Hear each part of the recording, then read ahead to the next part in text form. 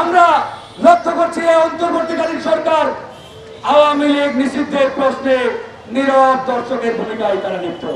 এই যে তারা যমুনার সামনে অবস্থান নেওয়ার ঘোষণা দিয়ে আবার যমুনার সামনে তারা তাদের অবস্থান কর্মসূচি প্রত্যাহার করলেন, এখান থেকে পরিষ্কার তারা তলে তলে আওয়ামী লীগ নিষিদ্ধ হোক এটা চায় না।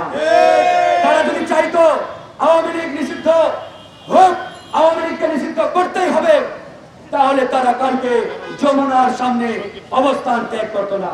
পরিষদ সহ বাংলাদেশের প্রত্যেকটি রাজনৈতিক দল আওয়ামী লীগ নিষিদ্ধের পক্ষে। এখন হঠাৎ করে আমরা লক্ষ্য করছি এই অন্তর্বর্তীকালীন সরকার আওয়ামী লীগ নিষিদ্ধের প্রশ্নে নীরব দর্শকের ভূমিকায় তারা লিপ্ত। এখান থেকেই আমাদের সন্দেহ এবং সংশয়ের সৃষ্টি হয়েছে এই অন্তর্বর্তীকালীন সরকার আদৌ আওয়ামী লীগ নিষিদ্ধের পক্ষে কিনা। প্রিয় বন্ধুগণ, আপনারা গতকালকে দেখেছেন এই আন্দোলনের একমাত্র হকদার দাবিদার যারা করে থাকে সেই সমন্বয়করা যমুনার সামনে আন্দোলনের ডাক দিয়েছিল। তারা ঘোষণা দিল আমাদের জীবন চলে যাবে, আমাদের জীবন যদি চলেও যায় তারপরেও আওয়ামী লীগ নিষিদ্ধের ঘোষণা ছাড়া আমরা প্রধান উপদেষ্টার বাসভবন কিংবা যমুনার সামনে আমাদের অবস্থান কর্মসূচি ছাড়বো না।